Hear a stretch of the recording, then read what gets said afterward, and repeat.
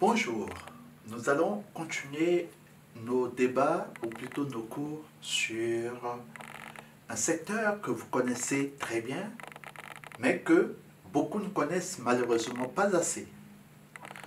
Dans nos derniers cours, nous avons parlé des parties communes et des parties privatives qui sont dans les immeubles d'habitation. Dans ces parties communes, vous aurez la charge de la gestion des dites parties communes et aussi des réclamations des résidents ou des locataires en ce qui concerne les parties privatives. Nous avons évoqué dans un second cours les organes de gestion de la copropriété, car le secteur de la location est divisé en deux. Il y a les bailleurs traditionnels qu'on appelle le privé, mais j'aime pas ce mot. Pourquoi? Parce que les HLM, si on dit il y a le privé, ça signifie que les HLM seraient le public. Non, les HLM peuvent être des organismes publics, mais ces HLM peuvent être aussi des personnes morales de droit privé. Nous avons les organes, nous avons l'immeuble, nous avons les logements qui sont dans les immeubles, mais on va encore rétro-pédaler, c'est-à-dire revenir en arrière avant qu'il y ait un organe de gestion, avant qu'il y ait un immeuble. Mais faut-il encore le construire? Mais avant qu'on le construise, il faut savoir de quoi on parle. Concernant la copropriété, l'équation, elle est simple. C'est une personne qui va prendre soit un crédit ou sur ses fonds propres, cette personne va acheter son logement. Il y aura un architecte qui va construire l'immeuble. Et c'est simple. Mais il y a aussi ce qu'on appelle le secteur HLM. C'est quoi le secteur HLM? En fait, il s'agit d'un problème de moyens financiers. Il y a des personnes qui ont les moyens financiers qui peuvent s'acheter des logements, des appartements ou même des immeubles en entier. Mais il y a d'autres personnes qui ont des difficultés à se loger. Et ces personnes vont être des locataires. Ces personnes voulant se loger vont se diriger vers deux secteurs. Il y a le secteur traditionnel dont je vous ai parlé tout à l'heure, la copropriété, et il y a l'autre secteur qui est social. Au lieu de dire public, mais c'est l'autre, il est social. Et ce secteur social va concerner les personnes qui vont avoir des difficultés à se loger dans le secteur privé. C'est-à-dire que ils ne peuvent pas s'adresser aux bailleurs traditionnels. Pour cela, l'État va mettre en place un mécanisme de construction de logements destinés à des personnes les plus modestes. Mais d'où nous vient cette idée d'avoir des logements pour des personnes les plus modestes? La préoccupation de loger les familles les plus modestes a été assez, j'allais dire, ancienne. Déjà, il y a 2000 ans, c'est-à-dire, selon le calendrier occidental, à l'époque d'un certain Jésus, il y a 2000 ans, les praticiens, les patriciens construisaient des logements pour loger les clients et les plébéiens, qui étaient des citoyens romains issus du bas peuple et distincts des esclaves. Donc, il y avait déjà des grands patrons qui construisaient des logements pour loger leurs employés. Dans nos campagnes, à l'époque où la main-d'œuvre était très importante, ici en France par exemple, les fermiers disposaient souvent de maisons pour loger les ouvriers. C'est après l'expérience de la Saline Royale dont on en parle souvent, que va se développer en France le logement qu'on appelle le logement ouvrier. Et ça va donner naissance au logement social. Nous savons que la France a connu une forte époque qu'on appelle l'époque de la main-d'œuvre.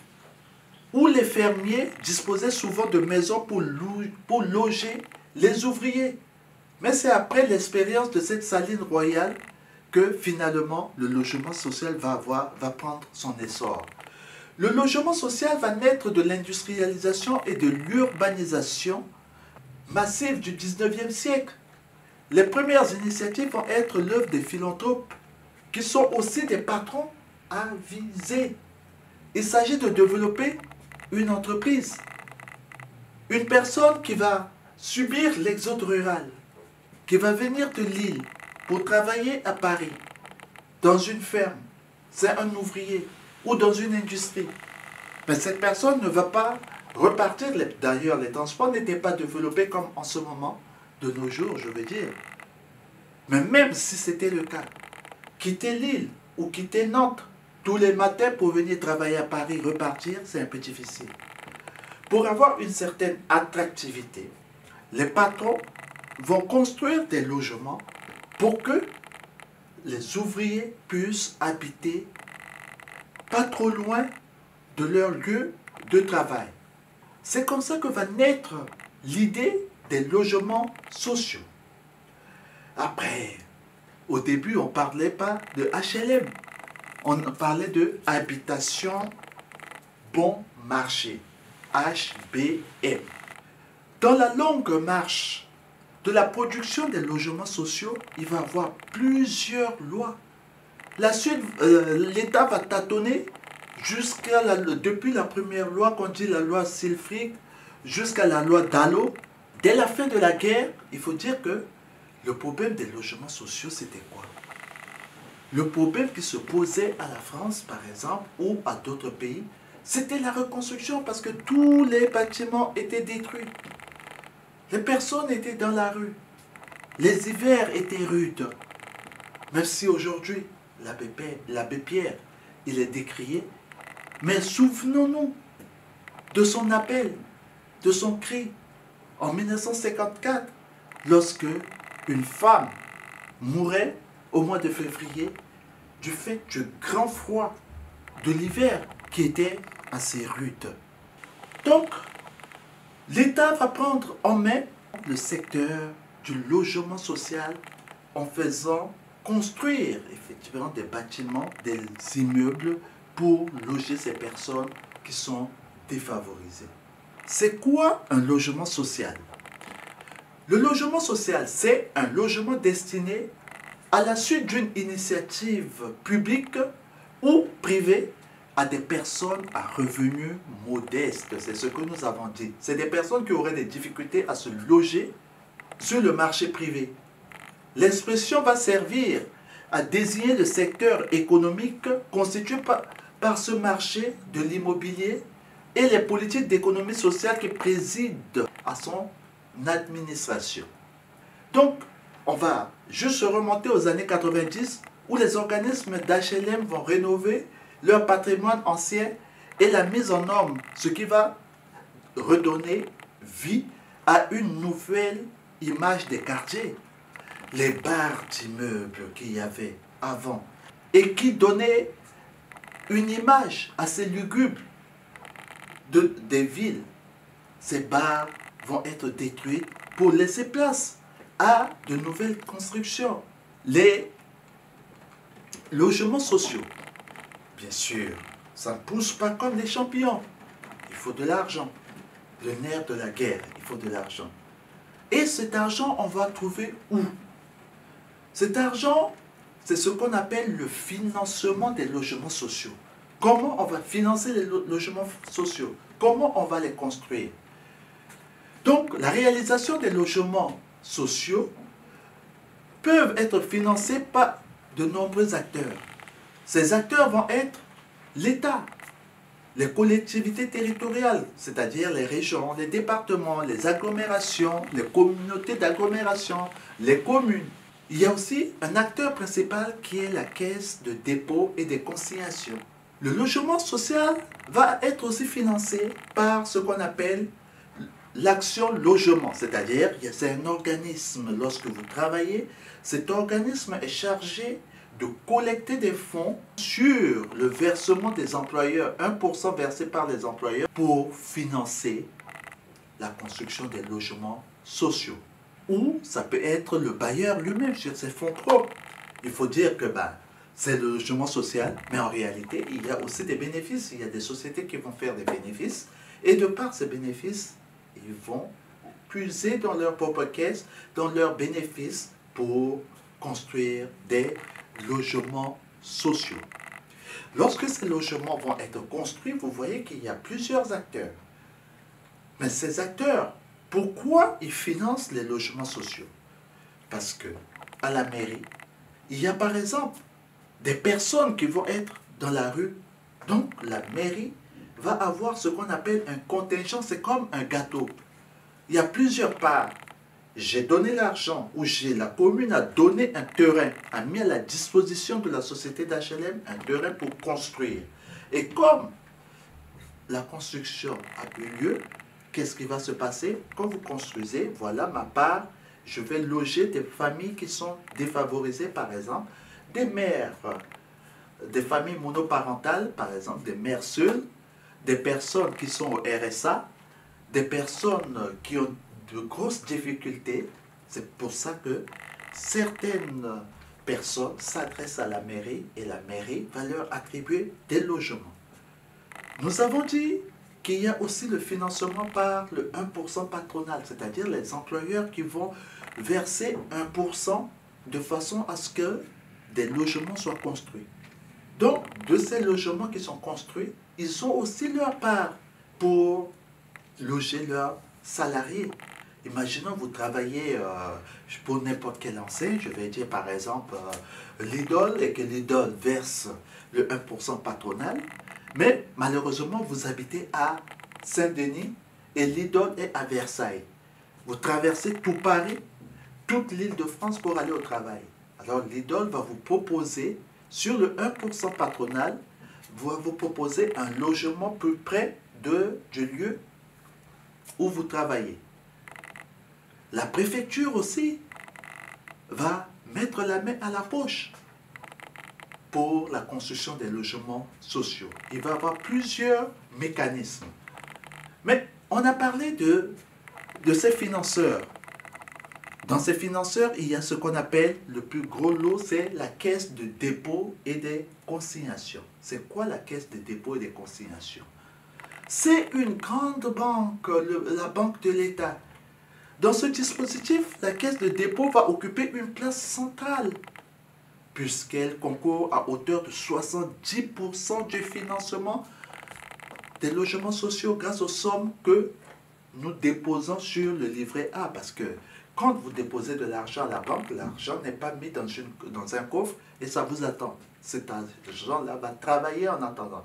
Donc, l'argent des Français déposé va être prêté aux organismes qui vont construire des logements sociaux avec des taux. C'est un travail bancaire avec l'intérêt du crédit. Par exemple, sur la seule année 2016, la Caisse de dépôt et des consignations a prêté 14 milliards d'euros aux bailleurs sociaux. Donc, c'est vraiment un gros financeur. Il y a les autres aides à la construction des logements sociaux. On a parlé de la préfecture, mais la préfecture, c'est quoi lorsqu'on va faire notre cours sur les collectivités décentralisées et les collectivités déconcentrées? La préfecture, c'est l'État. Donc, les subventions de l'État vont profiter aux bailleurs sociaux pour construire les logements sociaux. Et ce n'est le plus souvent pas de l'argent qui est donné, mais par divers dispositifs. Par exemple, depuis le 1er janvier 2014, les logements sociaux vont bénéficier d'un taux de TVA réduit à 5,5%, alors que dans d'autres domaines, c'est à 20%. Donc, c'est une exonération, c'est de l'argent que l'État donne indirectement aux organismes qui vont construire les logements sociaux. Mais on se dit, tout ça c'est bien beau, mais qui décide de la construction des logements sociaux? La réalisation d'une opération, par exemple, de logement social est en général envisagée soit par une commune, un établissement de coopération intercommunale qui la propose alors à plusieurs organismes HLM avec l'accord de la collectivité. Ça veut dire tout simplement, nous sommes dans une ville, à Versailles, ou nous sommes à Maison Lafitte. Le commerce est en train de se développer. Il y a une zone d'activité commerciale qui va se créer. Et en prévision, on va savoir que on aura beaucoup plus de gens qui vont venir travailler. Il y a des magasins qui vont ouvrir. Alors la collectivité, la communauté des communes, c'est-à-dire plusieurs communes qui se réunissent, qui sont aux alentours, vont dire, ben non, il faut que nous créions, il faut que nous construisions des logements sociaux par rapport au magasin, à la zone commerciale qui va se développer parce qu'il va y avoir beaucoup de travailleurs. Et ces travailleurs, pour leur faciliter la tâche, construisons.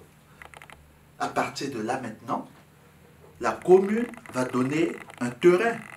Et elle ne va pas donner ça gratuitement parce qu'elle sait très bien que ben, quand il se sera construit, les commerces vont se développer. Si les commerces se développent, il y a les taxes qui vont rentrer. Il va y avoir une attractivité sociale. Après, il y a aussi les bailleurs sociaux. Le marché de la location immobilière d'habitation, nous l'avons dit, se divise en deux branches. Dans le social, nous allons avoir plusieurs sortes de bailleurs. Il y a ce qu'on appelle les bailleurs institutionnels. Les organismes HLM qui remplacent, avant, c'était les organismes d'habitation bon marché, comme je vous l'ai dit. Maintenant, nous avons des HLM. Dans les HLM, j'ai dit, il y a les organismes publics. Depuis 2007, les offices publics de l'habitat, OPH, qui regroupent les OPAC, les OPHLM, ont disparu. Désormais, on va parler plutôt des OPH.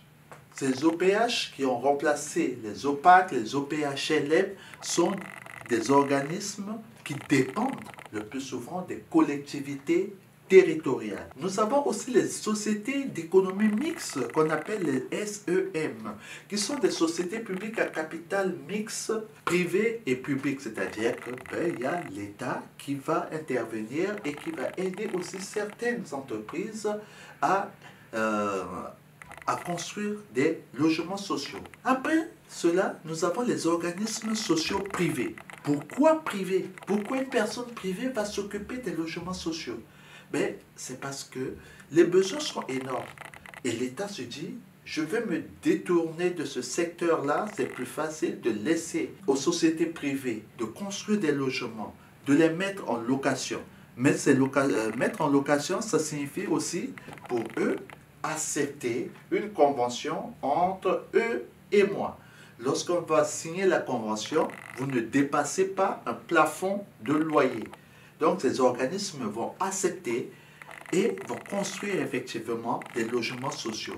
Parmi ces organismes privés, il y a beaucoup plus les ESH, c'est-à-dire les entreprises sociales pour l'habitat. Après, il y a les coopératives d'HLM qui existent aussi, mais on ne va pas les citer tous. Après, il y a aussi les particuliers, bailleurs sociaux. Et ça, on va s'arrêter là. Le particulier bailleur social, c'est qui? Ça peut être vous et moi. Pourquoi je dis vous et moi? Ça signifie tout simplement que vous pouvez être aussi HLM. Beaucoup de personnes ne le savent pas. Vous êtes gardien d'immeuble. Et attention, je le dis à vous. C'est-à-dire, vous êtes gardien d'immeuble. Vous avez un logement déjà, logement de fonction. Vous ne payez pas de loyer. Vous allez devant votre banque et il accepte un crédit immobilier, c'est-à-dire vous achetez un logement. Ce logement, vous allez le mettre en location. Le loyer, il va rembourser le crédit. Et pour revenir à notre question de bailleur particulier, bailleur social, vous pouvez être bailleur traditionnel, c'est-à-dire dans le secteur privé, je suis bailleur et j'applique les règles du privé. Mais je peux aussi être bailleur social, c'est-à-dire que je signe une convention avec l'État pour ne pas dépasser le plafond des limites. Et il y a des règles. Par ces règles-là, je suis un bailleur social. Ça ne veut pas dire que je vais rivaliser avec de grandes sociétés comme ICF, comme 3F, ainsi de suite, mais avec mon tout petit appartement, je suis un bailleur social. Et si ça marche, 10 ans plus tard, je peux acheter un deuxième logement, un troisième, un quatrième, un cinquième. Et voilà, vous vous lancez. On va s'arrêter là et après, on parlera de comment on fait pour louer un logement, pour être locataire. Quels sont les dossiers, quelles sont les démarches à faire. Il y aura une différence entre les bailleurs traditionnels, c'est-à-dire le secteur privé, et le secteur social. Ça ne sera pas les mêmes règles. Merci.